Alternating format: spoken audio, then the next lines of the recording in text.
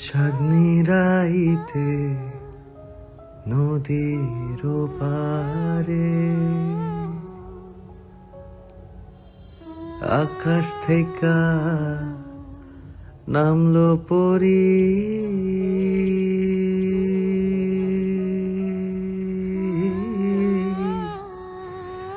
আমার চোখে চলে ঘোর গাড়ি আমি হাবলায় নদীর পারে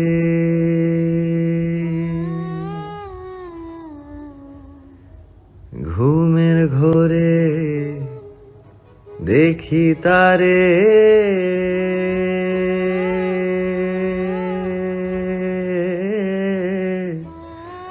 ছবির মতো ডাকে আমারে। তারপর চোখ তুলে আকাশের দিকে তাকিয়ে সোস্টার নিখোঁজ যেন অভিযোগের সুরে গাইল।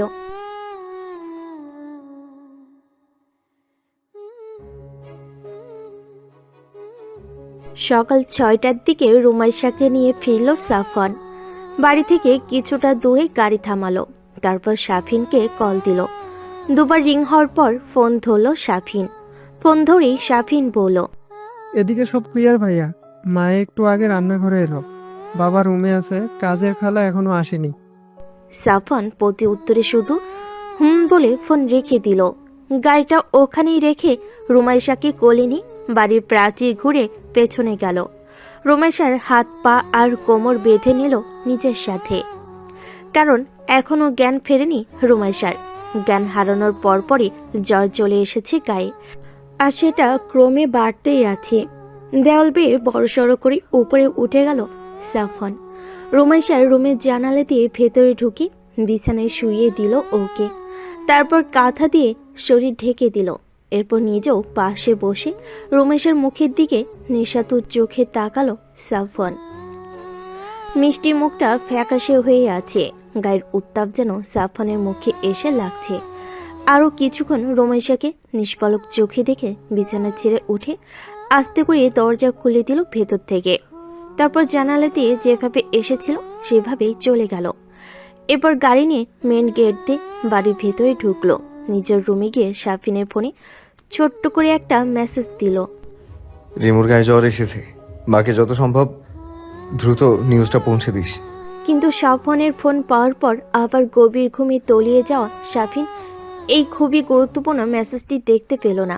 আর রুমাইশার জ্বর উত্তরোত্তর বেরিয়ে চলল। রুমাইশা রোজ ভোরবেলা উঠেই নামাজ পড়তে বসে। খুব কম সময়ই তার ব্যতিক্রম হয়। আজ রুমাইশার কোনো আওয়াজ না পেয়ে রুনিয়ার তরকারিতে পানি দেওয়ার পর রুমাইশার খোঁজ নিতে আসলেন। আজ রুমাইশা চলে যাবে, আর কবে আসবে তার ঠিক নেই, ভাবলেন রুনিয়া। রুমাইশার জন্য পাটিসাপটা তৈরি করতে ময়দা গুলিয়ে রেখে এসেছেন কিচেনে। রুমাইশার রুমের সামনে এসে দরজায় নক দিলেন রুনিয়া, কিন্তু রুমাইশার কোনো সারা শব্দ পেলেন না। দ্বিতীয়বার দরজার শব্দ করার জন্য হাত দিতেই দেখলেন দরজা লক করা নেই। সকালে ঘুম থেকে উঠে আবার ঘুমিয়ে যেতে পারে ভেবে দরজা ঠেলে ভেতরে ঢুকলেন রুনিয়া। রুমাইশার বিছানার কাছে এগিয়ে গিয়ে স্বভাবতই হাতটা স্পর্শ করলেন রুমাইশার গায়ে, কিন্তু স্পর্শ করেই আঁতকে উঠলেন তিনি। জরিকা পুড়ে যাচ্ছে একদম। কাল রাতের রুমাইশাকে যে পোশাকে দেখেছিলেন তার বদলে অন্য পোশাক দেখতে পেলেন রুনিয়া। চুলগুলো খোলা, আবার ভেজা। মাঝরাতে বৃষ্টিতে ভিজল নাকি। তড়িঘড়ি করে রুমাইশাকে ঘুম থেকে ওঠানোর চেষ্টা করলেন রুনিয়া, কিন্তু এত ডাকাডাকির পরও উঠল না রুমাইশা। ভয় পেয়ে গেলেন রুনিয়া। চোখ মুখ ফ্যাকাশে হয়ে গেল তার। দ্রুত হেঁটে নিচতলায় গিয়ে ইস্তিয়াককে খবরটা দিলেন। খবর পাওয়া মাত্রই ইস্তিয়াক তাদের ফ্যামিলির ডক্টরকে ডেকে পাঠালেন। বাইরে হুড়হুড়ির শব্দে জেগে গেছে শাফিন। বিছানায় শোয়া অবস্থাতেই ফোনটা হাতে নিয়ে সুইচ টিপে দেখল সাফওয়ানের মেসেজ। 6:35-এ মেসেজ দিয়েছে সাফওয়ান। এখন বাজে 9টা। শাফিন আতকে উঠে তাড়াহুড়ো করে বিছানা থেকে নেমে বাইরে দৌড়ালো। ততক্ষণে ডক্টর এসে গেছেন।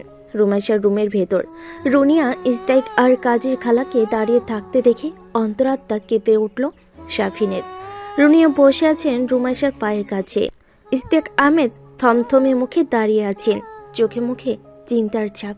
রুমি আপুর কি হলো? ভাইয়া মেসেজ দিয়েছে আমাকে সেই কখন। এখন যদি জানতে পারে আমি দেখিনি, তাহলে তো আমাকে মেরে হরিণার বিলে ফেলে রেখে আসবে। ভাবল সাফিন। গুটি গুটি পায়ে রুমাইশার রুমে ঢুকে মায়ের পেছনে দাঁড়ালো। রুমাইশা জ্বরের ঘুরে কেঁপে কেঁপে উঠছে, চোখ খোলা কিন্তু কোনো সেন্স নেই।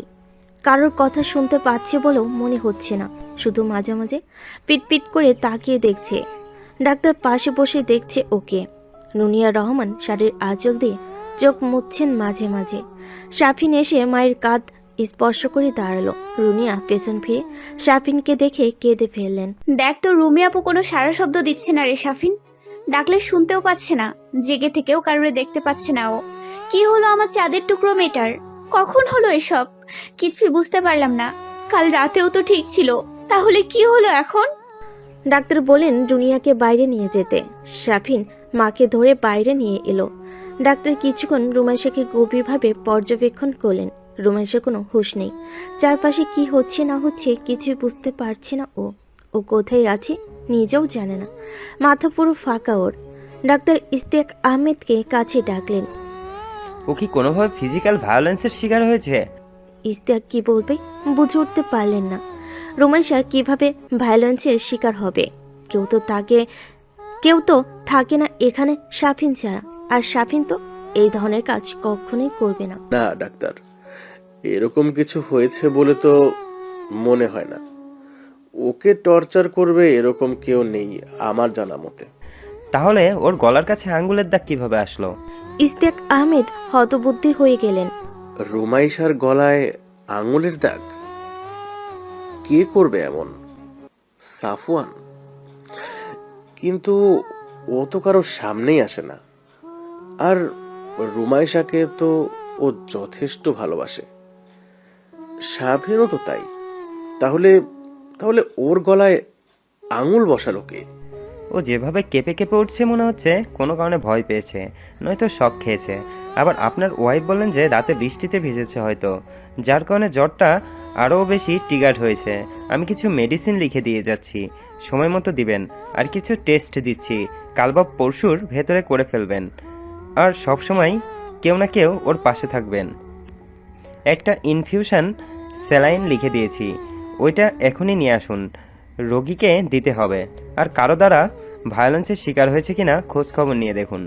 ইশতিয়াক আহমেদ ডাক্তারের কথায় সম্মতি জানিয়ে তখনই ডাক্তারের দেওয়া প্রেসক্রিপশন নিয়ে বাইরে চলে গেলেন মেডিসিনগুলো আনতে। বাইরে যাওয়ার আগে রুমাইশার গলার দাগের ব্যাপারে কাউকে কিছু না জানাতে বলে গেলেন। মিনিট 10 পর শামসুল আর আয়েশা ঢুকলেন বাড়িতে। রুনিয়া সকালবেলা ফোন দিয়ে জানালে তখনই রওনা হয়েছেন তারা। তাড়াহুড়ো করে চোখের পানি নিয়ে সিঁড়ি বেয়ে উঠে রুমাইশার রুমে ঢুকলেন আয়েশা খানম। আয়েশা পিছু পিছু রুনিয়াকে নিয়ে সাফিনও ঢুকলো। দরজায় দাঁড়িয়ে রুমাইশার দিকে দেখলেন আয়েশা। আদরে মেয়ের এমন অবস্থা দেখে ঠিক থাকতে পারলেন না তিনি। সেখানে স্থির হয়ে দাঁড়িয়ে রইলেন। 18 বছর আগেকার সেই অভিশপ্ত দিনটির কথা মনে পড়ল আয়েশার। সেই দিনও তো রুমাইশা এইভাবে শুয়েছিল বিছানায়, কোনো হুঁশ ছিল না, কিন্তু চোখ মেলেছিল, পিটপিট করে তাকিয়েছিল শুধু। মরমর অবস্থা থেকে ফিরে আসা মেয়ের আবারও এমন মুহূর্ত অবস্থা দেখে মস্তিষ্কের ভেতর শুধু ওই ঘটনাগুলোই ভেসে বেড়াতে লাগলো আয়েশার। বিস্ফোরিত নয়নে ধীরে ধীরে এগোলেন আয়েশা রুমাইশার দিকে। চোখ থেকে তার অবিরত নোনা পানি গড়িয়ে পড়ছে, কিন্তু মুখ দিয়ে কোনো আওয়াজ বের হচ্ছে না। বিছানায় রুমাইশার পাশে বসলেন আয়েশা। হাতটা বাড়িয়ে রুমাইশার হাতটা নিজের মুঠিতে নিলেন। মেয়ের শরীরের উত্তাপে শিউরে উঠলেন আয়েশা। চোখ ফেটে দ্বিগুণ বেগে নোনা পানি বেয়ে পড়তে লাগলো তার। দুবার ডাক দিলেন রুমাইশা বলে, কিন্তু রুমাইশার কোনো সারা শব্দ পাওয়া গেল না, শুধু মাঝে মাঝে পিটপিট করে তাকালো। জ্বরের ঘরে নিজের আশেপাশের জগৎ সম্পর্কে সম্পূর্ণ বিচ্ছিন্ন রুমাইশা দেখতে পেল না তার কাছের মানুষগুলোর এই দুর্বিষহ অবস্থা। শামসুল কাদের বসে আছেন রুমাইশার রুমের চেয়ারে, একটা হাত মুখে ঠেকিয়ে চিন্তা করে চলেছেন। রুমাইশার এক্সাম এখনো শেষ হয়নি, একটা বাকি আছে যদিও, কিন্তু এই অসুস্থতা নিয়ে ও পড়বে কি করে? আর সুস্থ যদিও বা হয়ে যায়, তাহলে প্রস্তুতি বা নিবে কখন? আর পরীক্ষায় বা দিবে কি করে? ইশতিয়াক আহমেদ মেডিসিনগুলো নিয়ে ভেতরে ঢুকলেন। ডাক্তার স্যালাইনটা নিয়ে রুমাইশার হাতের ভেইনে সুচ দিয়ে সেট করে দিল। ডাক্তার নিজের জিনিসপত্র গুছিয়ে চলে যেতে নিলে শামসুল আলম জিজ্ঞেস করলেন, ওর সুস্থ হতে কতদিন সময় লাগবে ডাক্তার? সেটা তো বলা যাচ্ছে না। এই স্যালাইনটা শেষ হোক। স্যালাইন কাজ শুরু করে দিলে হয়তো আস্তে আস্তে হুঁশে ফিরবে। আর যে মেডিসিনগুলো দিয়েছি ওগুলো নিয়মিত খাওয়ান। আর স্যালাইন শেষ হওয়ার পরেও যদি রেসপন্স না করে তখন আমাকে আবার ইনফর্ম করবেন। কথাগুলো বলে ডাক্তার চলে গেলেন। শামসুল ইশতিয়াকের দিকে তাকে আফসোসের সুরে বলেন, কিভাবে যে এমন জ্বর বাঁধালো মেয়েটা? এখনো ওর পরীক্ষাই শেষ হয়নি। কে বলেছিল ওকে মাতব্বরি করে বৃষ্টিতে ভিজতে? এখন এই এক্সামটার কি হবে? এক্সামটা কিছুদিন পরে হলেও না হয় হতো, কিন্তু সেটা তো পরশুদিন। এমন সময় দরজা থেকে গমগমে একটি কণ্ঠস্বর বলে উঠল, এক্সাম সামনের বছর আবার দেয়া যাবে। একটা রিটেক দিলে কারো জান চলে যাবে না। যেখানে রিমুর এমন অবস্থা সেখানে আপনি পড়ে আছেন ওর এক্সাম নিয়ে। চকিতে সবাই দরজার দিকে তাকালো।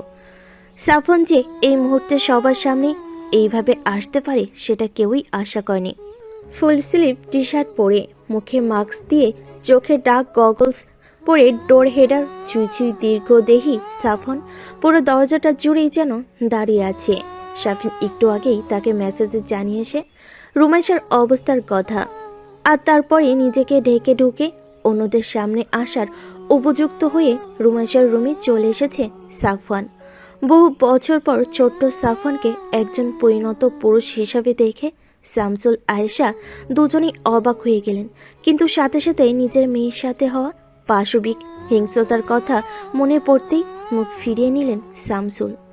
আয়েশা এত বছর পর নিজের সন্তান তুল্য সাফওয়ানকে দেখে আবেগে আপ্লুত হয়ে পড়লেন, কিন্তু সেই সাথে সাফওয়ানের সেই হিংস্রতার কথা মনে পড়তে হামা করে কেঁদে উঠলেন তিনি। আমার মেয়েকে এখানে পাঠানোই ভুল হয়েছে। কেন আমি ওকে এখানে পাঠিয়েছিলাম? কেন? শেষবার আমার মেয়েকে আধমরা হয়ে বাড়ি ফিরেছিল, আর এইখানে এসে আবারও সেই দিনের মতনই আধমরা হয়ে শুয়ে আছে। আপনাকে ভরসা করে মেয়েকে পাঠিয়েছিলাম আমি, আর আপনি তার এই প্রতিদান দিলেন। খেয়াল করলে না যে ও কি করছে কি না করছে? আমার মেয়েটা চোখ খুলে থাকা সত্ত্বেও কাউকে দেখছে না, কাউকে শুনছে না। আমার আগেই বোঝা উচিত ছিল এই অভিশপ্ত ছেলেটা যেখানে থাকবে সেখানে আমার মেয়ে কখনোই শান্তিতে থাকতে পারবে না। শেষের কথাটা সাফওয়ানকে উদ্দেশ্য করে বললেন আয়েশা। তুমি কি বলছো ভেবে বলছো আয়েশা? তুমি ওর জ্বরের কারণে আমার ছেলেকে কেন দোষারোপ করছো? ওর কি করার আছে এখানে? ও তো আর জ্বর এনে রুমি গায়ে দিয়ে যায়নি। হ্যাঁ, ও ভুল করেছে ছোটবেলায়, কিন্তু ও তো এখন বড় হয়েছে। কোনটা ভালো কোনটা মন্দ, কোনটা ঠিক কোনটা ব্যাঠিক বুঝতে শিখেছে, নিজেকে নিয়ন্ত্রণ করা শিখেছে। তাহলে তুমি কোন মুখে আমার ছেলেকে দোষারোপ করছো? মা চুপ করো। মামি এখন নিজের মেয়ের অসুস্থতায় কষ্ট পাচ্ছেন অনেক, তাই এরকম বলছেন। ওনার কথা ধরে ঝামেলা বাঁধিও না। রুনিয়া মাথা নাড়িয়ে সাফনকে আশ্বস্ত করলেন যে তিনি করবেন না। রুনিয়াকে বোঝানোর পর সাফন যেভাবে এসেছিল সেভাবে আবার চলে গেল। সাফন চলে যেতে শামসুল উঠে দাঁড়ালো। আমার মেয়ের স্যালাইন শেষ হলেই আমি ওকে নিয়ে বাড়িতে চলে যাব।